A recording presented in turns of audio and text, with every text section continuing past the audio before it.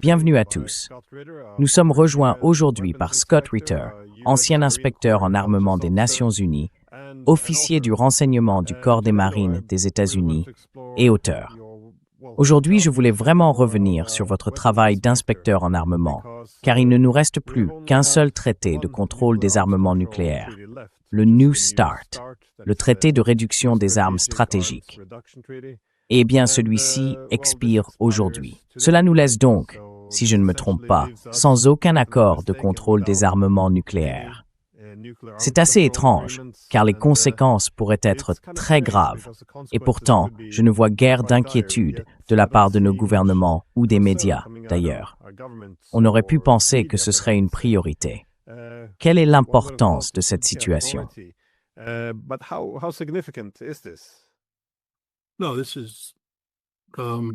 Non, c'est d'une importance capitale, presque apocalyptique. J'ai écrit un livre intitulé Highway to Hell, et je l'ai appelé ainsi parce que j'ai expliqué que si nous laissons le traité New START expirer sans instaurer soit un moratoire sur les plafonds d'armes nucléaires déployés en attendant un nouveau traité, soit un nouveau traité lui-même, nous aurons tout simplement multiplié par 10 la probabilité d'une guerre nucléaire entre les États-Unis et la Russie, ou entre les États-Unis et la Chine. Je veux dire, en maintenant le traité New START, nous préservons 6 décennies d'héritage en matière de contrôle des armements. Vous savez, tout cela a commencé dans le sillage de la crise des missiles de Cuba, lorsque John F. Kennedy et Nikita Khrouchtchev ont réalisé, mon Dieu, nous avons failli commettre l'impensable. Comment commencer à sortir de cette situation?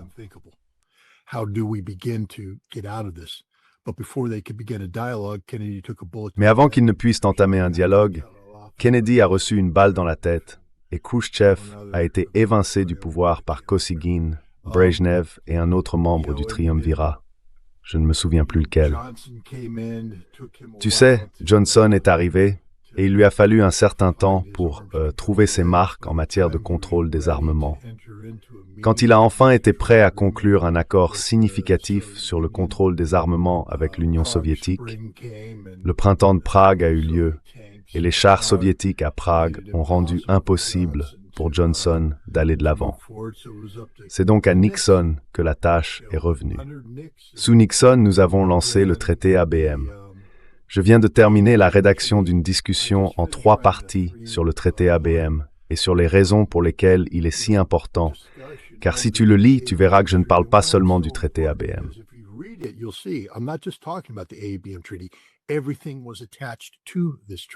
Tout était lié à ce traité. Nous n'aurions pas pu avoir de négociations sur la limitation des armes stratégiques sans le traité ABM. Nous n'aurions pas pu avoir de négociations sur la réduction des armes stratégiques sans le traité ABM, car c'est le traité ABM qui pose le cadre. Il crée le concept de destruction mutuelle assurée. Pourquoi est-ce important? Parce que cela signifie que nous ne pouvons pas gagner une guerre nucléaire. Il n'y a donc aucune raison de mener une guerre nucléaire. Peut-être que nous n'avons pas besoin d'autant d'armes nucléaires que nous le pensions et que nous pouvons commencer à les réduire. Mais tout est interconnecté. Le traité START original a été signé, je crois, le 31 juillet 1991. À la fin du processus, George Herbert Walker Bush s'est assis avec Mikhail Gorbatchev et l'a signé.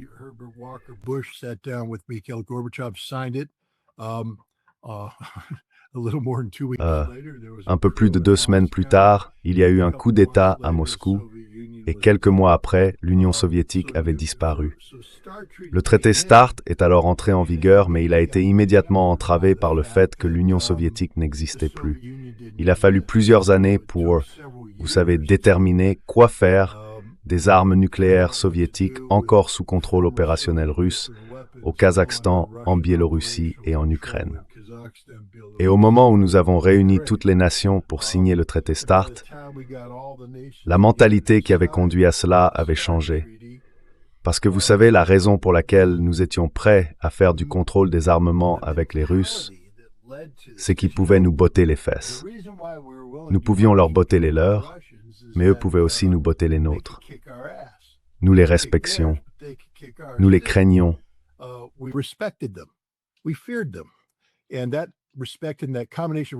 Et ce respect, et cette combinaison de respect et de crainte, ont rendu le contrôle des armements nécessaire. Mais une fois le traité auquel j'ai participé, le traité sur les forces nucléaires à portée intermédiaire signé en 1987, entré en vigueur en 1988, je le dirai une fois et je le redirai encore, j'ai été le premier inspecteur d'armes sur le terrain en Union soviétique, chargé de mettre en œuvre ce traité. Et je brandis ce drapeau à chaque occasion, car je suis très fier de ce rôle. Nous avons écrit le manuel de l'inspection sur site. L'inspection sur site est ce qui rend possible les traités modernes de contrôle des armements. La certitude de la vérification du respect des engagements, rendue possible par un œil humain bien formé, relié à un cerveau bien entraîné. C'est imbattable.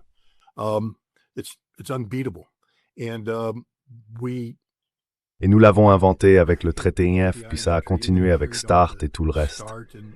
Mais vous savez, c'était un bon traité parce que nous les respections, ils nous respectaient, et ils reposaient sur une base mutuellement bénéfique.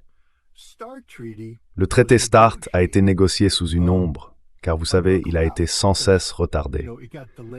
Au moment où George Herbert Walker Bush s'est assis avec Mikhail Gorbatchev le 31 juillet 1991, Gorbatchev faisait des concessions aux États-Unis que beaucoup, au sein du ministère soviétique de la Défense, jugeaient excessives.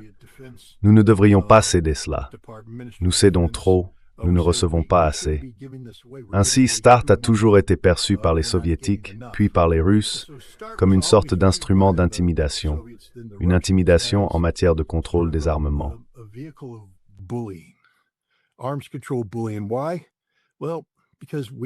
Pourquoi? Eh bien parce que nous ne craignons plus la Russie. Nous estimions que la dissuasion nucléaire stratégique russe s'était affaiblie. Elle restait dangereuse, nous devions encore y prêter attention, mais nous ne la redoutions plus. Nous ne la laissions plus dominer nos esprits. Et quand cela arrive, nous commençons à penser différemment. Par exemple, qu'en est-il de l'Iran? Qu'en est-il de la Corée du Nord? Qu'en est-il de leurs missiles balistiques? Quelle défense avons-nous contre une attaque de missiles d'un État voyou? C'est alors que nous avons commencé à parler de construire des défenses antimissiles balistiques en violation du traité ABM. Et lorsque les Russes nous ont avertis, en réalité, c'était quand Vladimir Poutine est arrivé au pouvoir, bien que ce fût encore sous la présidence Clinton, ils ont dit « Si vous faites cela, nous allons », car il y avait le traité START initial, puis START 2, qui était presque ratifié, et START oui qui devait être négocié.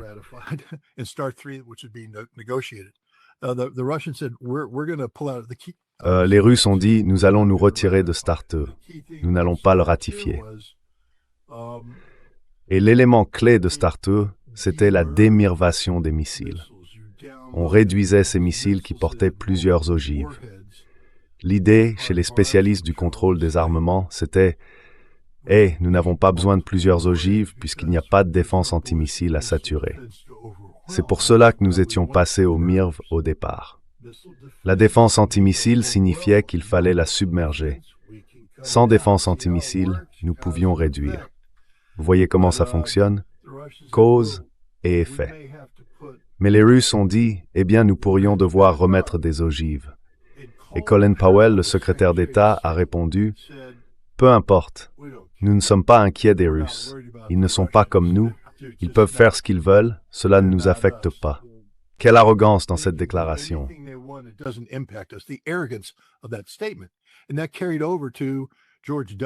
Et cela s'est poursuivi avec George W. Bush, qui a ensuite tout simplement supprimé le traité ABM, parce que nous n'en avions rien à faire.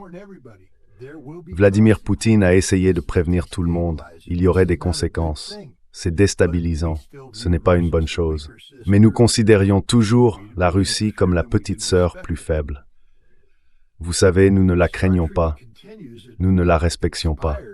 Le traité START a continué jusqu'à son expiration en 2009. Bush a essayé de négocier un nouveau traité START, n'a pas réussi à le conclure et l'a transmis à Obama. C'était intéressant cependant, car il allait y avoir un vide entre la fin du traité START et l'entrée en vigueur du nouveau START. Et le Sénat a dit « vous ne pouvez pas avoir ce vide. Voyez-vous, pour l'instant, nous sommes à l'aise avec les capacités nucléaires russes, parce que nous savons ce qu'elles sont.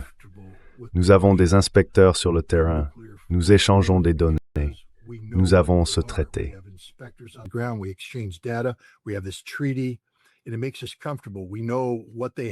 Et cela nous met à l'aise. Nous savons ce qu'ils ont, ils savent ce que nous avons, et tout reste calme. Mais si l'on arrête les inspections sur place, nous ne savons plus ce qu'ils possèdent. Soudain, l'incertitude s'installe, et nous devons envisager le pire. La situation pourrait devenir incontrôlable. C'est pourquoi ils ont dit à l'administration Obama de conclure rapidement. Le traité New START est alors arrivé. Mais le problème avec New START, c'est que nous n'avons pas négocié de bonne foi. Rose Gottemoeller était la principale négociatrice américaine. Son homologue était Anatoly Antonov, l'ancien ambassadeur de Russie aux États-Unis. J'ai eu de nombreux déjeuners avec l'ambassadeur Antonov où nous avons parlé de New START et de tout le processus.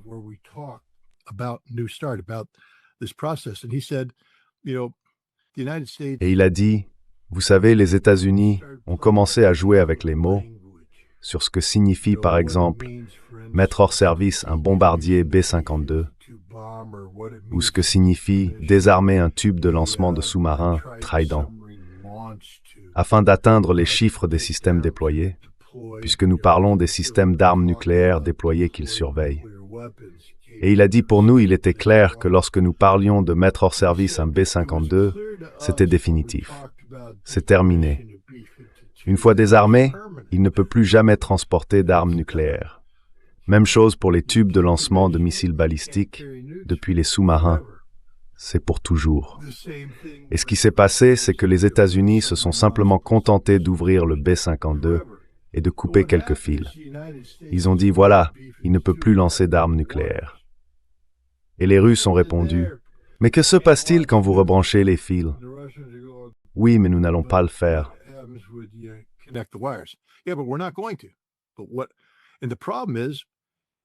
Et le problème, voyez-vous, c'est que nous avons eu des généraux qui ont témoigné devant le Congrès, parce que le Congrès disait « Et si les Russes trichaient? Et si les Russes prenaient de l'avance ?» Et les généraux ont répondu « Nous pouvons remettre les B-52 en service en très peu de temps. Nous pouvons réinstaller les tubes de lancement, car ils n'ont pas été définitivement démantelés. En quelques mois, si les Russes trichent, nous pourrons revenir exactement à la situation précédente. Ne vous en faites pas. Cela signifie que le traité est dénué de sens. Et les Russes disaient, ce traité est absolument vide de sens, puisque vous admettez vous-même que vous pouvez revenir en arrière instantanément. Donc, déjà, le traité New START posait problème. L'autre point, c'est que les Russes disaient « Nous ne pouvons pas vraiment parler de contrôle des armements stratégiques. » Car lorsque le traité START a été négocié, le traité ABM était encore en vigueur. Mais maintenant, avec la négociation de New START, il n'y a plus de traité ABM.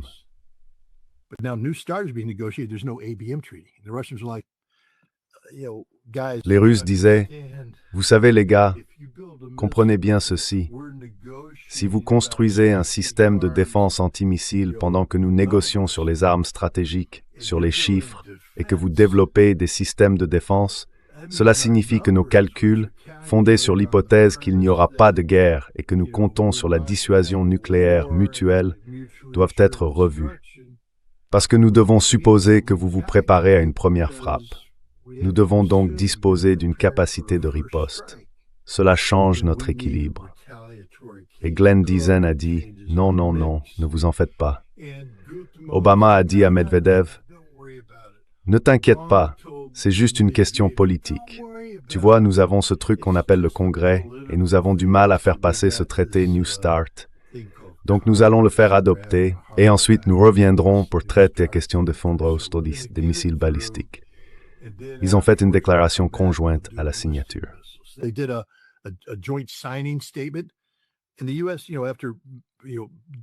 Et les États-Unis, vous savez, après avoir fait ce que les Russes avaient demandé pour obtenir cet accord, sont ensuite sortis en disant « C'est dénué de sens.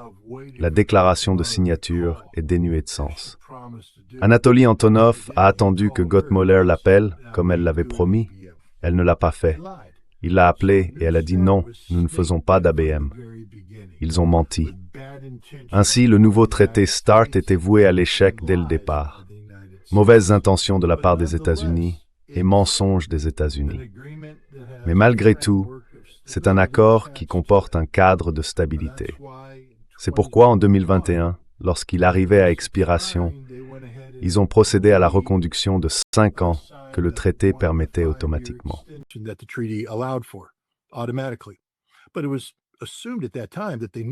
Mais on supposait à l'époque qu'ils savaient qu'aucune autre prolongation n'était autorisée, qu'il faudrait un nouveau traité à négocier. L'administration Biden n'a jamais fait le moindre effort pour négocier à cause de l'Ukraine. Lorsque la guerre en Ukraine a commencé, ce qui s'est passé, c'est que l'Union européenne a refusé l'accès à son espace aérien aux avions russes qui envoyaient des inspecteurs aux États-Unis. Les États-Unis ont envoyé des inspecteurs en Russie et les Russes ont dit « Très bien, entrez, vous pouvez tout voir, etc. » Mais lorsque les Russes ont envoyé leurs inspecteurs, ils ont été bloqués. Et la Russie s'est tournée vers les États-Unis en disant « C'est notre traité. »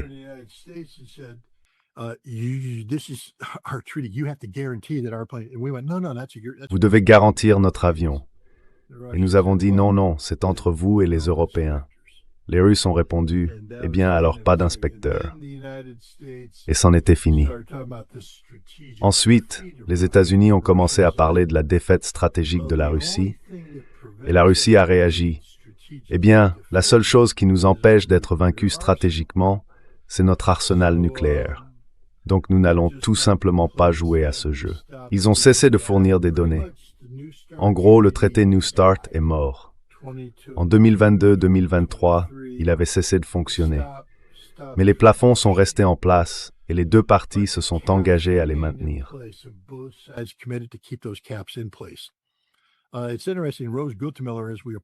C'est intéressant.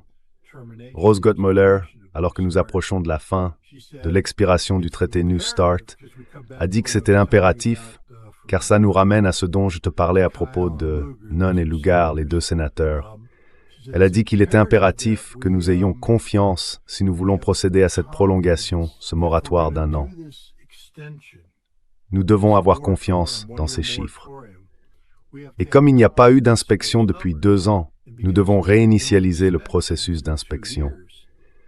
C'est simplement pour permettre aux inspecteurs de revenir et de reconfirmer que tout est conforme, afin que lorsque la limite entrera en vigueur, on ait un niveau de confiance que ces chiffres sont fiables. Eh bien, nous n'avons même pas fait cela.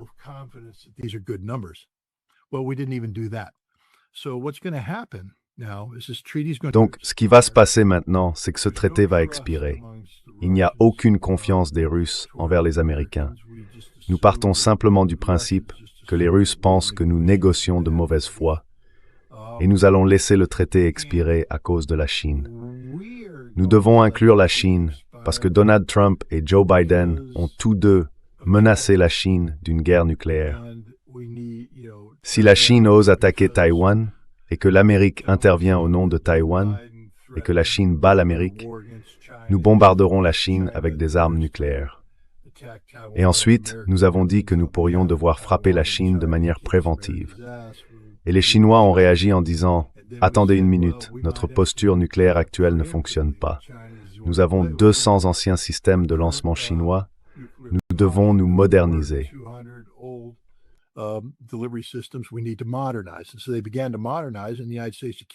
Et donc, ils ont commencé à se moderniser, et les États-Unis ont accusé les Chinois d'essayer d'égaler nos chiffres. 1500. Les Chinois ont répondu « Non, nous en sommes à 600. » Cela nous convient, car nous ne sommes pas là pour jouer à ce jeu. Mais nous n'allons pas permettre aux États-Unis de nous mettre dans le même sac que la Russie. Nous ne sommes pas la Russie. Nous sommes la Chine. Nous avons une politique nucléaire indépendante. Avant même de pouvoir commencer à discuter avec les États-Unis, nous avons besoin que les États-Unis et la Russie règlent leurs questions bilatérales de désarmement nucléaire, qu'ils mettent leurs traités en place et qu'ils réduisent peut-être leurs chiffres jusqu'aux nôtres. Et une fois que vos chiffres seront descendus aux nôtres, alors nous pourrons tous parler, vous savez, d'un traité à 3. Mais ensuite, L'administration Biden, pour l'administration Trump, Biden administration, then later the Trump administration, under the Biden administration, we changed our nuclear weapons employment plan. sous l'administration Biden, nous avons modifié notre plan d'emploi des armes nucléaires, c'est-à-dire notre plan de guerre, afin de prendre en compte la Chine. Nous avons donc refait notre ciblage, la manière dont nous visons, les ogives que nous utilisons, et ainsi de suite, de façon à pouvoir lancer une frappe préventive contre la Chine, tout en conservant suffisamment d'armes nucléaires pour la Russie. Mais certains ont dit que ce n'était qu'un jeu. Si les Chinois augmentent encore leurs capacités, cela ne fonctionnera pas. Nous avons besoin de plus d'armes nucléaires. Et donc il n'y a aucun intérêt, du côté de l'administration Trump, à négocier un nouveau traité, car l'administration Trump prévoit, dès demain, de recharger des ogives sur nos tridents, en passant de 8 à 12 ou 14, et sur les Minuteman III, de 1 à 3, afin de remonter notre nombre total d'ogives.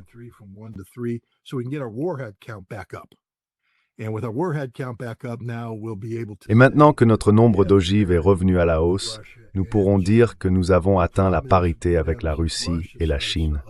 Le problème c'est, que se passe-t-il si la Russie commence elle aussi à augmenter son nombre d'ogives? Nous entrons alors dans une course aux armements, et la trajectoire des arsenaux prend une mauvaise direction. Revenons maintenant à l'un des vrais problèmes ici.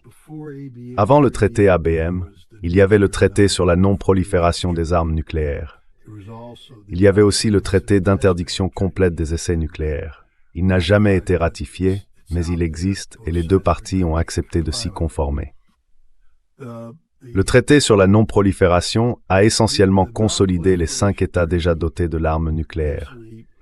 Il stipulait qu'ils pouvaient posséder des armes nucléaires, mais personne d'autre. En revanche, si vous signez ce traité, vous vous engagez à ne pas développer d'armes nucléaires, à accepter des inspections de sauvegarde, et ainsi de suite.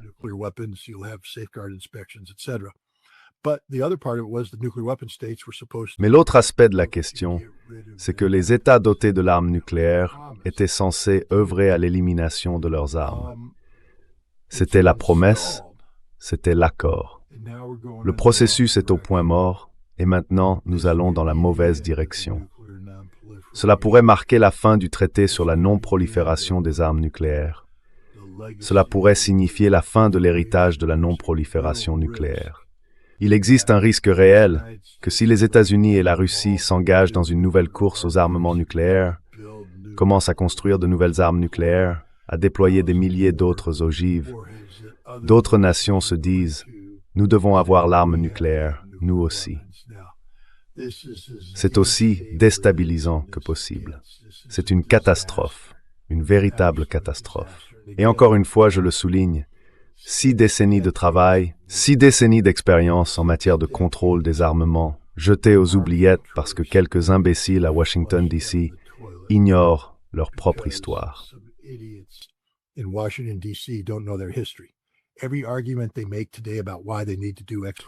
Tous les arguments qu'ils avancent aujourd'hui pour justifier la nécessité de faire X, Y et Z sont les mêmes que ceux formulés dans les années 1960 et 1970, et ils se sont révélés fondamentalement erronés. C'est pourquoi nous sommes passés au contrôle des armements. Nous ne devrions pas avoir à réinventer la roue. Nous ne devrions pas avoir à réapprendre ces leçons. Mais ceux qui oublient les leçons de l'histoire sont condamnés à les revivre. Et nous y voilà, en train de revenir en arrière. C'est une remise à zéro, un retour à la case départ. Espérons que cela s'arrête si nous conservons le traité sur la non-prolifération des armes nucléaires. Mais il y a une chance que tout cela nous ramène à l'époque où Kennedy et Khrouchtchev venaient à peine de se faire face lors de la crise des missiles de Cuba. Nous devons tout recommencer. Cette fois, nous pourrions ne pas y survivre.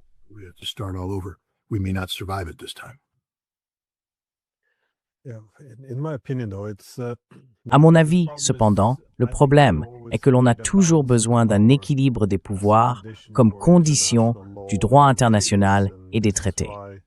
C'est pour cela que le système de l'ONU et tout ce qui en découle ont fonctionné après la Seconde Guerre mondiale. Mais après la guerre froide, je pense que le défi, non seulement pour le droit international, mais aussi pour tout traité, était que tous les États ne se sont pas imposés de limites. Il n'y avait aucune contrainte pour l'Occident, donc on lui demandait en quelque sorte de se restreindre lui-même. La relation avec la Russie, comme vous l'avez dit, était en grande partie définie par la gestion de son déclin. Ainsi, tout le concept d'équilibre stratégique, à mon sens, a été de plus en plus rejeté. Et comme vous l'avez mentionné, toute l'idée de développer une défense antimissile stratégique revenait à abandonner le principe de la destruction mutuelle assurée. Je pense que cela s'inscrivait parfaitement dans ce contexte, car si l'on écoute le discours de l'époque, beaucoup de dirigeants européens, dans les années 1990, se sont inquiétés lorsqu'ils ont entendu parler de défense antimissile.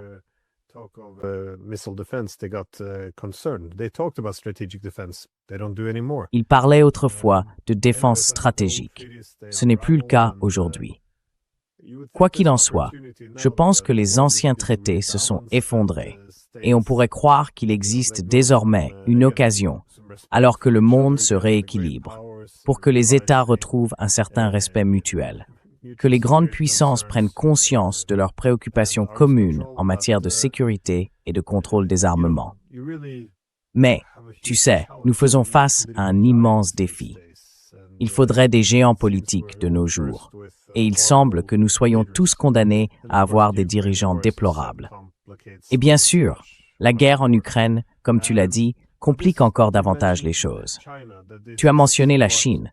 C'est justement ce qui pourrait rendre encore plus difficile la mise en place de nouveaux traités. Trump a exprimé son souhait d'un accord de désarmement nucléaire, incluant également la Chine.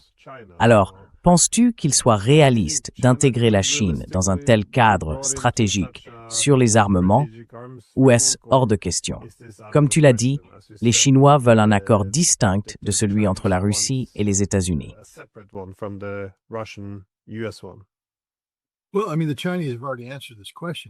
Eh bien, je veux dire, les Chinois ont déjà répondu à cette question. Ils ont publié un livre blanc sur la politique de désarmement et le contrôle des armements en novembre ou décembre de l'année dernière. Et ce qu'ils ont déclaré, c'est que la Chine ne cherche pas à engager une course aux armements. La Chine a une politique de non-recours en premier à l'arme nucléaire, pure et simple. Mais la Chine a été confrontée au fait que les États-Unis cherchent à développer une capacité de frappe nucléaire préventive, essentiellement pour neutraliser la Chine et la rendre impuissante face à la suprématie nucléaire américaine.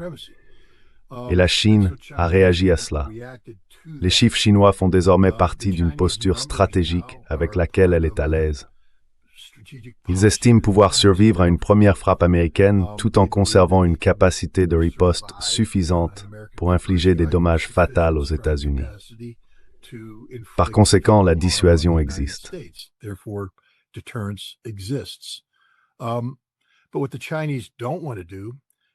Mais ce que les Chinois ne veulent pas faire, c'est jouer à un jeu où ils seraient entraînés dans des négociations qui les mettraient dans le même panier que la Russie en matière de sécurité. Les États-Unis vont les considérer comme liés à la Russie, et cela pourrait créer certaines vulnérabilités pour la Chine. Ainsi, ce que les Chinois ont indiqué dans leurs documents, c'est ce que j'ai déjà mentionné. Les États-Unis et la Russie doivent d'abord résoudre leurs questions de contrôle des armements. Une fois qu'ils auront conclu un accord et que les chiffres seront fixés dans un traité, alors la Chine sera prête à intervenir et à dire « D'accord maintenant, comment procède-t-on » Mais il ne s'agira pas d'augmenter les chiffres. La Chine dira essentiellement « Nous avons besoin que tous vos chiffres diminuent, parce que, vous savez, nous sommes tous égaux ici. »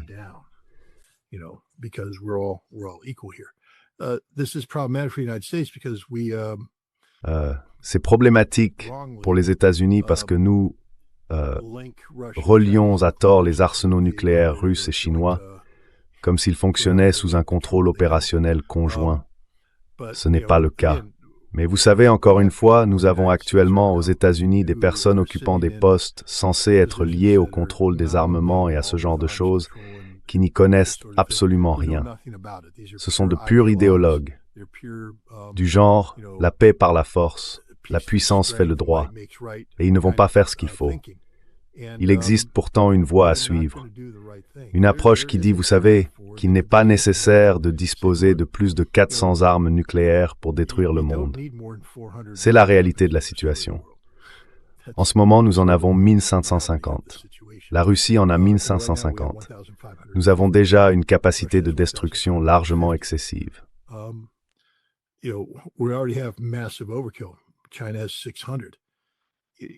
La Chine en a 600. Nous pouvons être très réalistes quant à la réduction du nombre de missiles déployés, sauf que, du moins aux États-Unis, cela est lié à un complexe militaro-industriel qui en tire énormément de profit. Vous savez, cette course aux armements dans laquelle nous nous apprêtons à entrer va être une affaire de plusieurs milliers de milliards de dollars que les États-Unis ne peuvent tout simplement pas se permettre. Mais nous allons le faire, parce que l'industrie de la défense encaisse déjà l'échec. Nous allons le faire, parce que le Congrès est élu grâce aux dons des mêmes entreprises qui bénéficient de l'allocation de fonds publics aux projets de défense.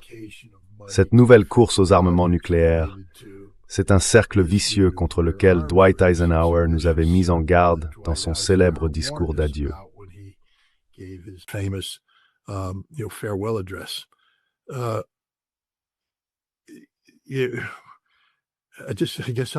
Je vais m'en tenir à ceci. La Russie, en ce moment, nous surpasse sur tous les plans. Elle possède des armes nucléaires plus modernes que tout ce que nous avons. Beaucoup des nôtres sont vieilles et dépassées. Nous ne savons même pas si la moitié de ces armes fonctionnent, ce qui soulève le problème suivant. Lorsque nous procéderons à toute cette expansion, nous sortirons des ogives d'OE-76 et d'OE-82 des entrepôts pour les installer sur des missiles. Mais la question est, fonctionnent-elles? Sans entrer trop dans les détails de la conception des armes nucléaires, je pense que la BOE-76 est un modèle en cacahuète. En gros, les gens imaginent une sphère, comme l'ancien dispositif au plutonium de la Seconde Guerre mondiale. Mais un dispositif en cacahuète a en réalité la forme d'une cacahuète.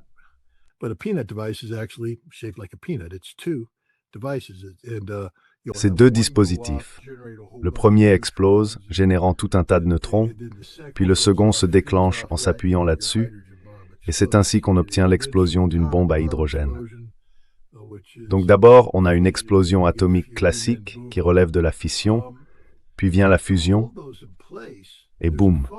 Mais pour maintenir tout cela en place, il y a une mousse. Et cette mousse n'est pas une simple mousse. Elle est imprégnée de tout le matériel générateur de neutrons, n'est-ce pas? Ainsi, quand le premier dispositif explose et que la mousse se désintègre, elle libère tout ce qu'il faut pour créer la fusion, pour l'amplifier, la renforcer. Une arme nucléaire amplifiée.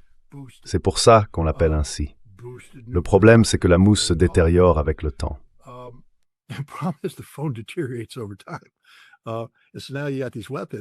Et donc maintenant, ils ont ces armes, et la mousse est là, mais ils ne savent pas si la mousse fonctionne. Lorsqu'ils ont essayé de remettre à neuf la WE-76, il y a peut-être une dizaine d'années, ils ont découvert qu'il n'y avait pas de formule. C'était simplement quelque chose que les scientifiques de l'époque avaient mis au point. Peut-être qu'ils avaient pris quelques notes à la main, et ils l'avaient fait, ils avaient produit les bombes. Mais quand cette génération a disparu, ils étaient tous morts ou séniles, bavant dans un gobelet, et plus personne ne savait comment fabriquer cette mousse. C'est une conception très spécifique, car il faut renforcer l'arme d'une manière extrêmement précise. Ils ont donc passé beaucoup de temps et d'efforts à essayer de la rétro-concevoir, pour comprendre comment fabriquer cette mousse.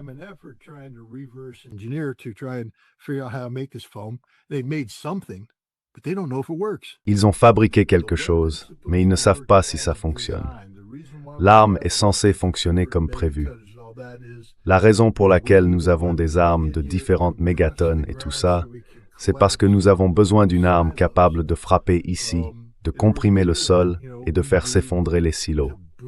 Pour cela, il faut augmenter l'efficacité nécessaire pour obtenir le résultat. Mais si la mousse ne te donne pas ce gain, tu obtiens un pétard mouillé. Alors maintenant, nous lançons des missiles sur la Russie en espérant faire s'effondrer leurs silos et nous obtenons un pouf au lieu d'un boom et les silos ne s'effondrent pas. Et maintenant, des missiles nous reviennent. C'est problématique.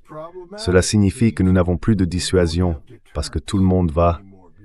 Et donc, il y a beaucoup de tentations maintenant.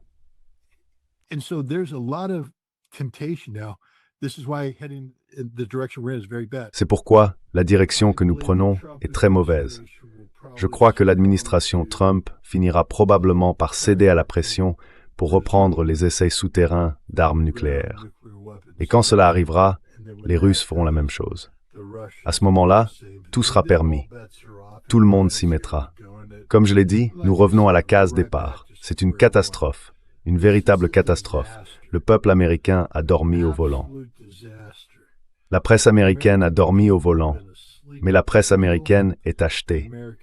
C'est pourquoi on ne peut pas faire confiance au New York Times.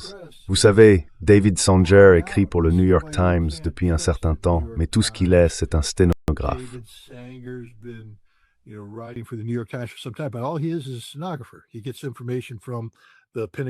Il obtient des informations du Pentagone qui racontent l'histoire qu'ils veulent raconter. Il ne révèle pas la réalité. Vous savez, autrefois, il y avait Seymour Hersh qui pouvait écrire sur ce genre de choses, mais en ce moment, il joue le jeu de l'administration, en répétant les absurdités. Personne dans les médias traditionnels ne dit la vérité à ce sujet. Et quand des gens essayent de dire la vérité, la prochaine chose que les médias dominants diront, c'est « Eh bien, les Russes trichent ».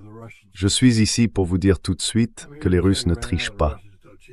Je veux dire, Ray McGovern est l'un de mes meilleurs amis. J'adore Ray McGovern. Vous connaissez Ray, un bon gars, un type intelligent.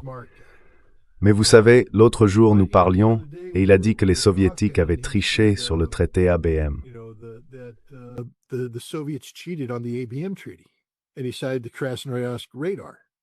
Et il a cité le radar de Krasnoïarsk. Et moi j'ai dit, attendez, ils n'ont pas triché. Ce radar était incapable d'accomplir les fonctions techniques exigées par le traité ABM. Il n'y avait donc aucune intention de tricher. Pour avoir l'intention de tricher, il aurait fallu construire un radar capable de faire ce qu'il était interdit de faire. Ils ont installé le radar là parce que c'était un radar de suivi de satellite. Et c'est là qu'il y avait une lacune dans leur couverture de suivi. Il s'est avéré que son emplacement constituait une violation technique du traité ABM. Donc les Russes ont accepté de détruire le radar et ils l'ont fait. Mais les Russes ne trichent pas.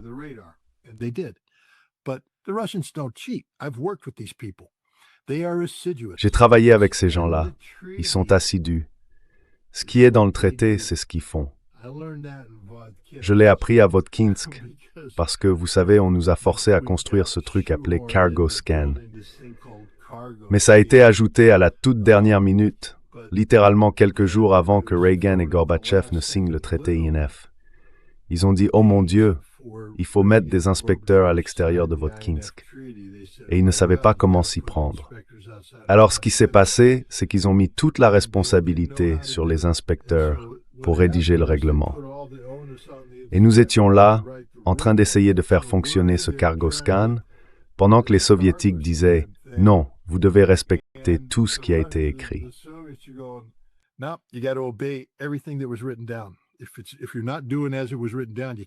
Si vous ne le faites pas comme c'était écrit, vous ne pouvez pas le faire. Et ensuite, des gens comme le sénateur Helms ont dit « Les Russes trichent. » Les Russes ne trichent pas. Les Russes ne trichent pas. Les Russes ont fait exactement ce qu'ils étaient censés faire. C'est nous qui contournons les règles, qui jouons de manière désinvolte, qui trichons, qui mentons, qui manipulons. Mais les gens diront « Eh bien, nous ne pouvons pas traiter avec les Russes parce qu'ils trichent. » Je veux dire, je viens d'assister à une réunion avec Christopher Ford, un ancien spécialiste du contrôle des armements de la première administration Trump. C'est lui qui a contribué à tuer le traité INF. Et l'une de ses philosophies fondamentales, c'est que les Russes trichent.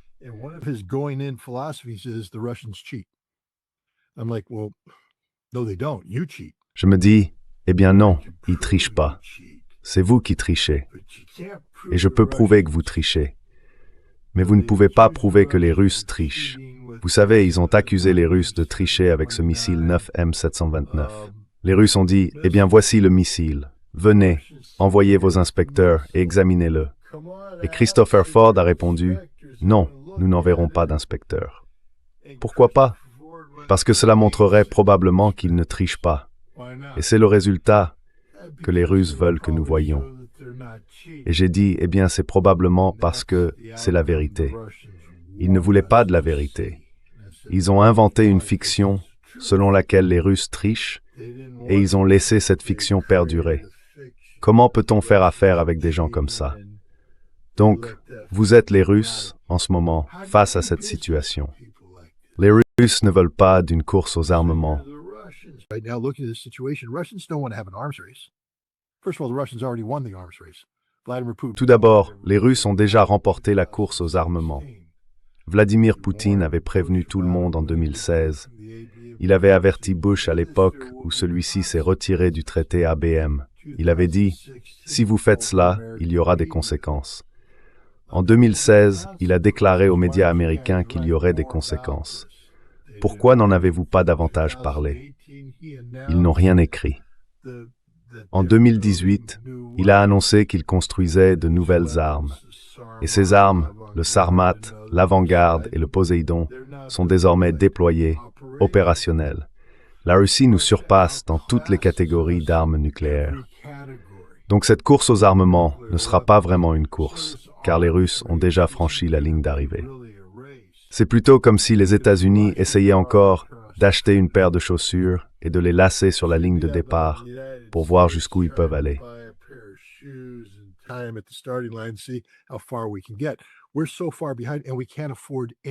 Nous sommes tellement en retard et nous ne pouvons rien nous permettre. Nous ne pouvons rien nous permettre. Le système de dissuasion stratégique basé au sol, on disait au départ qu'il coûterait environ 75 milliards de dollars, puis 120 milliards. Je vous le dis tout de suite, il finira par coûter entre 1 et 3 billions de dollars une fois terminé. Et ce n'est que celui-là. Nous ne pouvons pas faire ça. Nous ne pouvons pas nous le permettre. Les nouveaux sous-marins, pour remplacer la classe Ohio, il faudrait en produire, je ne sais pas, 2,7 par an. Notre capacité maximale actuelle est de 1,5. Nous n'avons pas la capacité de construction navale nécessaire pour y parvenir. Le bombardier B-21 est beaucoup trop cher. Nous ne pouvons pas nous en offrir beaucoup. Et nous allons nous libérer de la sécurité du traité New START pour nous lancer dans une course aux armements que nous avons déjà perdue.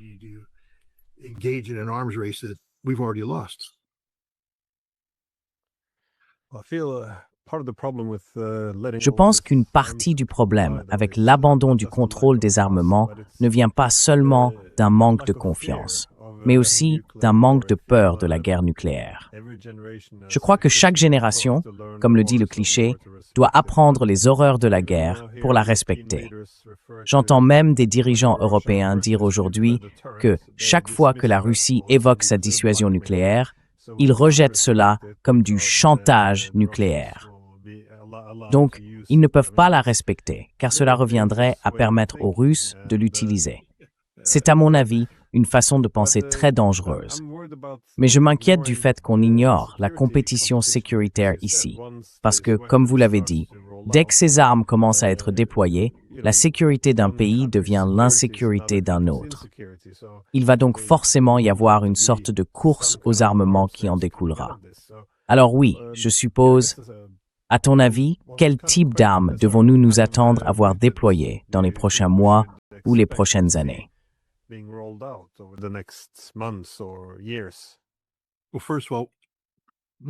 bien, tout d'abord, quand on parle des armes américaines, on ne parle pas de quelques mois, on parle de décennies. Donc, vous savez, ils parlent maintenant de prolonger la durée de vie du Minuteman III, qui a déjà bon sens 50 ans. Ils envisagent de le maintenir jusqu'en 2050. Je veux dire, j'aurai 81 ans en 2050. Alors, comment peut-on fonctionner de cette manière? Je veux dire, nous n'aurons pas de nouveaux missiles avant 2050. Quand nous avons lancé le programme Minuteman, il a été conçu et construit en quelques années. Aujourd'hui, c'est impossible parce que notre industrie de la défense est corrompue à en mourir. Tout tourne autour de l'argent, encore de l'argent. Nous ne faisons rien correctement.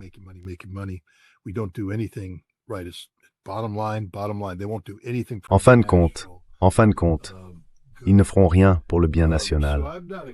Donc, je ne m'attends pas à ce que tu sois optimiste à propos de ce système de dôme doré, qui, encore une fois, supposons simplement que Donald Trump ait dit « D'accord, je veux prolonger le traité New Start, les plafonds. » Les Russes avaient des réserves. Ils ont dit « Eh bien, vous ne pouvez pas construire de dôme doré, parce qu'on revient à la même équation, ABM. » Ce n'est pas la première fois que nous traversons cela. Les Russes l'ont répété encore et encore. C'était un bon argument, c'est pourquoi nous avons signé le traité ABM. Mais les Russes disent qu'ils ne peuvent même pas commencer à parler de chiffres, de contrôle, etc., si vous construisez un système de défense antimissile.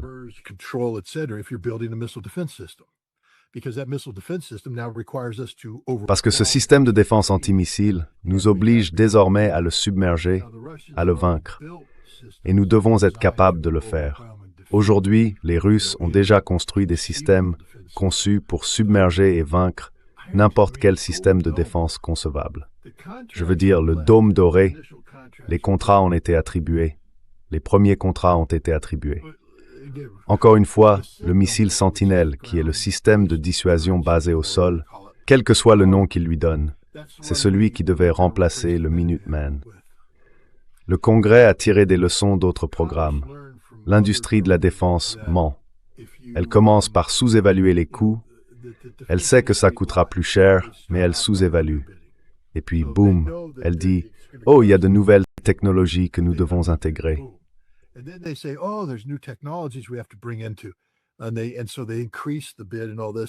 Et donc, ils augmentent l'offre et tout le reste, et avant que tu t'en rendes compte, le système devient incontrôlable.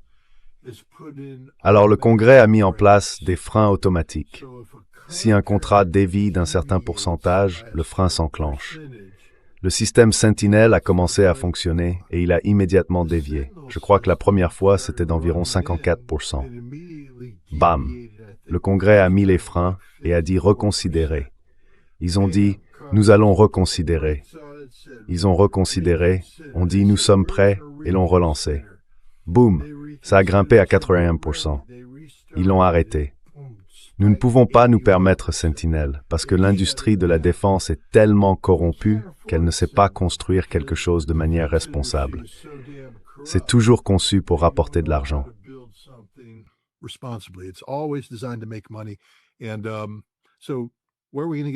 Alors, où allons-nous trouver ce missile? Dieu nous en garde si nous devions développer un nouveau missile balistique lancé depuis un sous-marin. En ce moment, nous avons un nouveau sous-marin en construction. Et comme je l'ai dit, nous n'avons pas la capacité de construction navale nécessaire pour le produire. Donc nous allons rencontrer des problèmes à ce niveau-là. Mais si nous avions besoin d'un nouveau missile, vous savez, nous sommes passés de Polaris à Poseidon, puis à Trident. Nous en sommes maintenant au missile Trident D5. Si nous avions besoin d'un nouveau missile, je ne pense pas que nous serions capables d'en construire un. Actuellement, nous construisons le Trident. Nous modernisons le Trident. Mais pour construire un nouveau missile, nous ne sommes pas... Les Russes, en revanche, ils ont le bureau de conception Nadiradze, aujourd'hui l'Institut de technologie thermique de Moscou.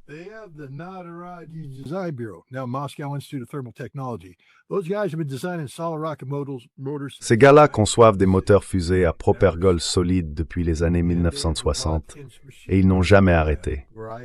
Ils disposent de l'usine de construction mécanique de Votkinsk que j'ai inspectée, qui assure la production. Ils ont des partenariats et ils n'ont jamais cessé. Ils cherchent toujours à améliorer les systèmes existants et à développer le système de nouvelle génération. Ils comprennent que lorsqu'on construit un missile, sa durée de vie opérationnelle est d'environ 20 ans. Dans les années 1990, ils ont travaillé à l'étendre à 30 ans. Mais ils disent qu'après 30 ans, il faut qu'un autre missile soit prêt à être déployé. C'est pourquoi le SS-25 Topol était encore en service lorsque le Topol M, le RS-27, est apparu.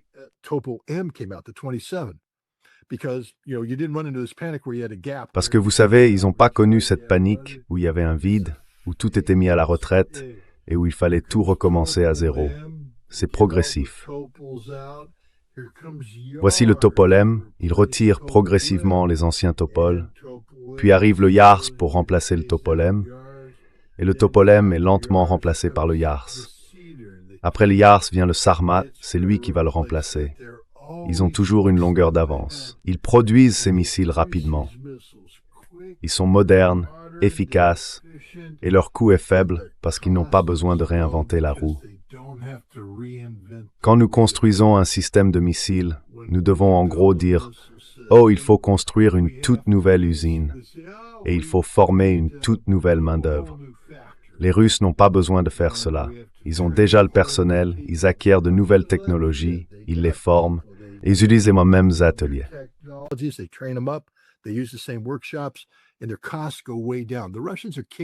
Et leurs coûts chutent considérablement. Les Russes nous battent à plate couture sur tous les plans. Mais vous n'allez pas voir de nouveaux systèmes d'armes venant des États-Unis. Ce que vous allez voir, c'est un effort pour charger les missiles D5 et les Minuteman III. Ensuite, vous allez assister à une panique où l'on dira « Eh bien, nous ne savons pas si ces armes qui sont en stockage fonctionnent. » Et maintenant, on parle, vous savez, dans le budget de la défense, ce budget de 1,5 billion de dollars, de construire quoi? 10 000 cœurs nucléaires pour la prochaine arme. 10 000 pour un nouveau modèle, ce qui signifie qu'on voudra probablement le tester. C'est une folie absolue. Rien que d'y penser, j'en ai mal à la tête.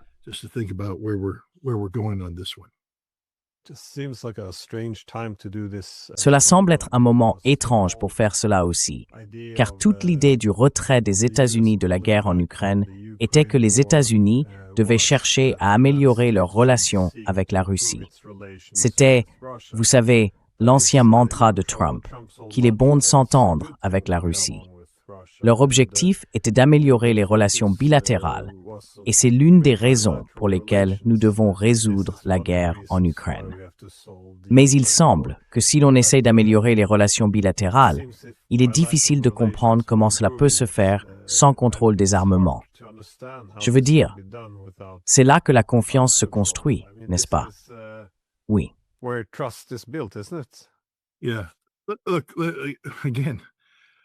Écoutez, encore une fois, je salue cela, parce qu'il n'y a rien, je vous l'ai dit, 6 décennies d'héritage en matière de contrôle des armements. Il ne se passe rien aujourd'hui que nous n'ayons déjà géré, que nous n'ayons déjà affronté. Aujourd'hui, on parle des Russes, vous savez, du chantage nucléaire. Eh bien, Richard Nixon, lorsque nous sommes passés, je ne sais plus, du SIOP 62 au SIOP 64 ou autre, le Single Integrated Operational Plan, c'est-à-dire le plan de guerre nucléaire de l'époque. Nixon a été informé à ce sujet et il a dit « Vous devez me donner des options. En gros, vous êtes en train de me dire que si nous avons une petite crise ici, nous passons directement à une guerre nucléaire totale et que je serai responsable de la mort de centaines de millions de personnes, dont jusqu'à 60 millions d'Américains. »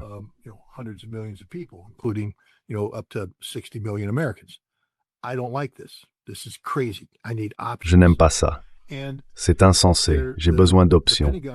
Et le Pentagone réfléchissait. Ils ont dit, eh bien, nous pourrions utiliser notre plan de guerre nucléaire européen. Et vous savez, nous avons ce plan qui dit que nous pouvons frapper quelques villes russes. Et alors les Russes ne riposteraient pas en Europe car cela pourrait déclencher une attaque américaine à grande échelle. Et Nixon a dit, eh bien les Russes ne pourraient-ils pas faire la même chose? Ils ont répondu, oh oui, nous y avons déjà pensé, et nous ne savons pas quelle est la réponse. Autrement dit, les États-Unis ont admis que si l'Union soviétique bombardait des villes européennes, nous n'avions pas encore décidé si nous riposterions, car cela reviendrait à se suicider.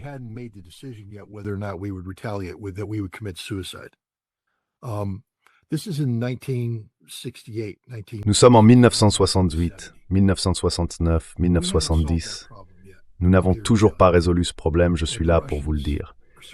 Et les Russes sont en quelque sorte compris. Je veux dire, vous savez, Sergueï Karaganov, si vous en avez l'occasion, vous devriez lui parler.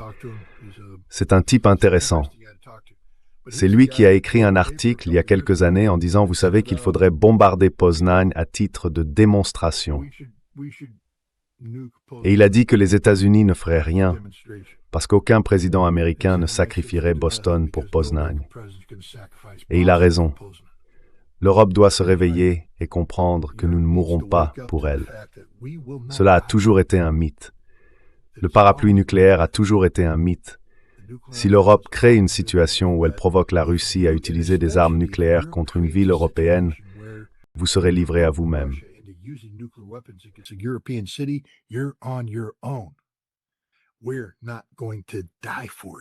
Nous n'allons pas mourir pour vous.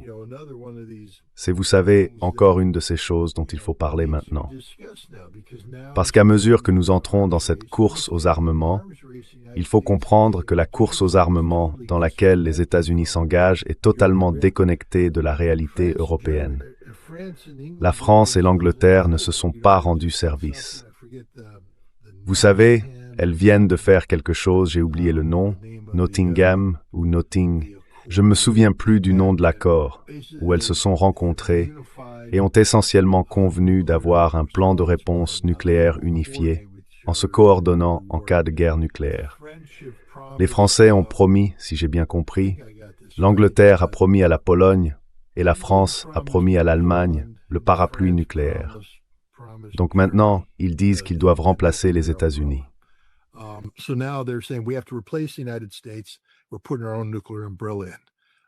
Nous mettons en place notre propre parapluie nucléaire. Tout ce que cela garantit, c'est que les Russes vont désormais anéantir toute l'Europe, y compris la France et bien sûr l'Angleterre, et que les États-Unis ne feront rien. Nous n'allons pas mourir pour l'Europe. Les Européens doivent donc comprendre que lorsque ce cadre de contrôle des armements disparaît, tout le principe reposait sur la fiction selon laquelle le parapluie nucléaire américain s'étendait sur l'Europe. En entrant dans cette nouvelle course aux armements, ce parapluie nucléaire américain n'existe plus et l'Europe sera livrée à elle-même. Nous nous retrouvons maintenant dans une situation où l'Allemagne décide qu'elle ne veut pas du parapluie nucléaire français. L'Allemagne veut des armes nucléaires. Ici, la Suède décide qu'elle veut ses propres armes nucléaires. Ce sont deux nations qui ont déjà eu des programmes nucléaires.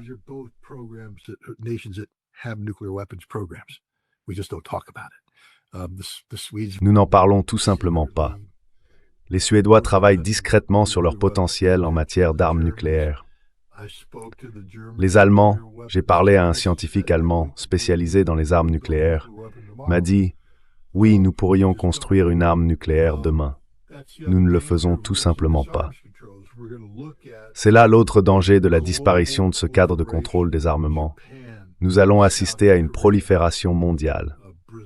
Le Japon, la Corée du Sud, le Brésil, des nations vont commencer à développer des armes nucléaires, car le fondement de la sécurité qui existait avec le traité New START, le principe selon lequel il n'y aurait pas de guerre nucléaire, que nous travaillions à en contrôler le risque, une fois ça disparu, ce sera de nouveau le Far West.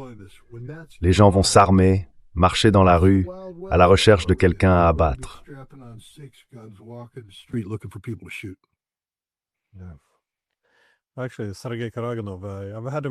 En réalité, Sergueï Karaganov, je l'ai déjà reçu dans ce podcast car il a été mon patron. Il dirigeait mon département à Moscou. Il m'a dit à plusieurs reprises dans son bureau qu'il ne croyait pas au principe de l'article 5 de l'OTAN, qu'il n'y avait aucune chance que les Américains se suicident pour les Européens. Il a fortement plaidé pendant plusieurs années pour que Moscou modifie sa doctrine nucléaire. Et au final, Poutine a suivi cette orientation. Et comme tu l'as dit, il soutient désormais qu'il est peut-être nécessaire d'envisager l'utilisation d'une ogive nucléaire contre les Européens, compte tenu de ce qu'ils font contre la Russie en Ukraine.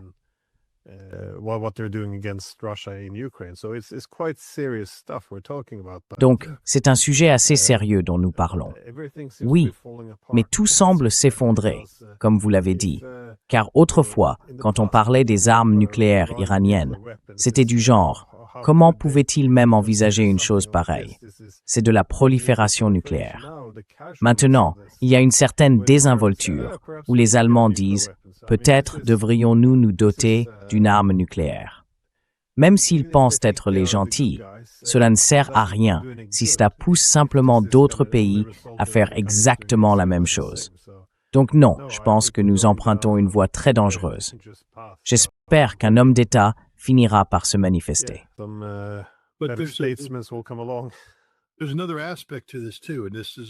Il y a aussi un autre aspect à cela, et cela vient encore une fois d'un ancien responsable russe du contrôle des armements que j'ai connu. Je deviens sénile, donc je ne me souviens plus de tous les noms. Je n'ai jamais été doué pour les noms, mais ça me reviendra. Il a écrit un article dans lequel il expliquait que nous ne faisons plus travailler nos muscles du contrôle des armements. Si on y réfléchit, le traité INF a été négocié par Paul Nitze. Nitze était à Hiroshima et a rédigé l'une des études qui ont suivi. Il a écrit le NSC 68, qui était le document fondateur de la politique de confinement de la guerre froide. Nitze était un guerrier de la guerre froide. Il comprenait tout cela. Il était présent dès le départ pour parler du traité sur la non-prolifération nucléaire, du traité ABM, des accords SALT, et ainsi de suite.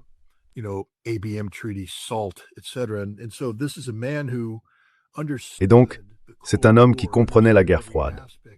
Il en comprenait chaque aspect et qui pouvait négocier le contrôle des armements de manière responsable parce qu'il y était. Il avait de solides compétences en matière de contrôle des armements. Je veux dire, tous nos gars en avaient. Vous savez, nous savions faire cela autrefois. Les traités de contrôle des armements sont extraordinairement difficiles à négocier. Si vous lisez Bon sang Gerard Smith, je crois que c'était son nom, je sais que son nom de famille était Smith, mais c'était le négociateur du traité SALT. Et il a écrit d'excellents livres, une série d'ouvrages sur cette expérience. Cela devrait être une lecture obligatoire pour tout le monde, car on y voit la complexité, la nuance, la patience. Ce n'est pas du jeu de brinkmanship, ce n'est pas du Donald Trump transactionnel, ceci ou cela. Il faut comprendre d'où ils viennent.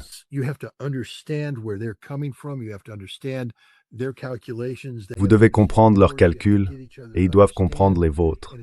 Il faut que chacun parvienne à comprendre l'autre. Cela demande beaucoup de temps et d'efforts pour résoudre ces choses-là.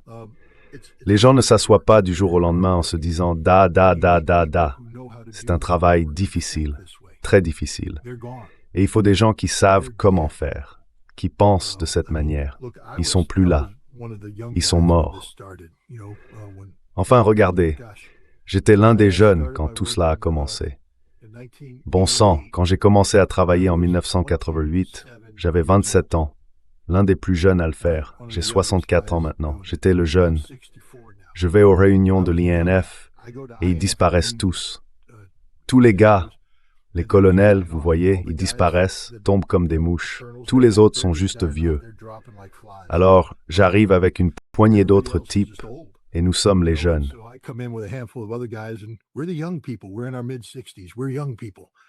Nous avons la soixantaine. Nous sommes les jeunes. Nous sommes les derniers à avoir été formés à cela. Ceux qui sont venus après nous n'ont pas été formés au véritable contrôle des armements.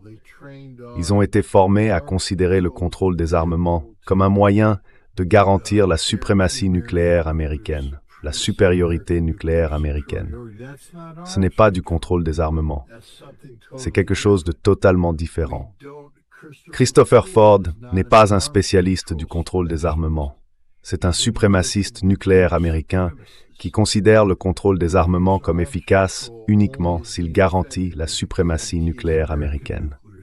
Le contrôle des armements exige des personnes qui voient l'autre camp comme un égal, qui croient en des relations mutuellement bénéfiques, la réciprocité. Nous n'avons plus de gens qui pensent ainsi aujourd'hui. Les muscles ont disparu.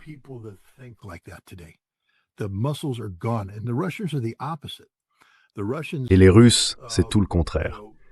Les Russes, vous savez, leur ministère des Affaires étrangères était autrefois responsable du contrôle des armements. Aujourd'hui, c'est le ministère de la Défense. Et leur mission n'est pas de réfléchir à la manière d'éliminer les armes nucléaires. Leur mission, c'est de regarder l'Amérique et de se dire « ces types mentent, trichent, volent, et nous devons être prêts à faire face à des menteurs, des tricheurs et des voleurs. » Alors, ils développent une capacité nucléaire russe conçue pour fonctionner dans cet environnement. Ils ne sont pas conditionnés à penser diplomatiquement parce qu'ils regardent l'Amérique et voient que les Américains n'agissent pas de manière diplomatique.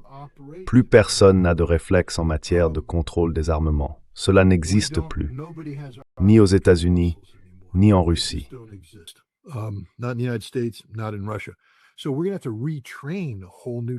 Nous allons donc devoir former toute une nouvelle génération de personnes pour faire cela. Ce n'est pas seulement que nous devons négocier des traités, ce qui est extraordinairement difficile à faire. Nous devons trouver des personnes capables de négocier des traités. Et d'où viennent-elles? Nos institutions universitaires sont corrompues par la russophobie.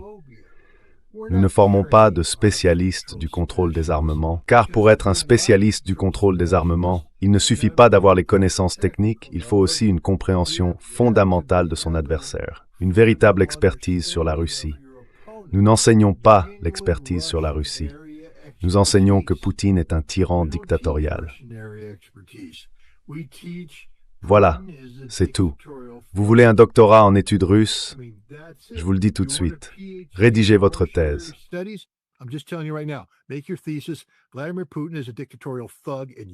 Vladimir Poutine est un voyou dictatorial et tu obtiendras un doctorat et pourras faire tout ce que tu veux. Mais Dieu t'en garde d'écrire quelque chose comme la voie vers un contrôle réciproque des armements. Tu échoueras, parce qu'ils diront « Que veux-tu dire par contrôle réciproque des armements ?» Tu veux dire traiter les Russes avec respect? Traiter les Russes comme des interlocuteurs légitimes? Non. Voilà le monde universitaire, où nous sommes censés apprendre aux gens à penser. Nous ne formons pas des penseurs, nous formons des idéologues opposés au contrôle des armements. C'est pourquoi les médias n'en parlent pas.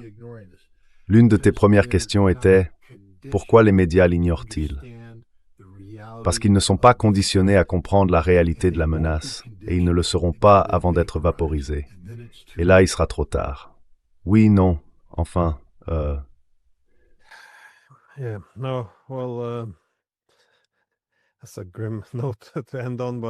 C'est une note sombre pour conclure, mais je ne pourrais pas être plus d'accord.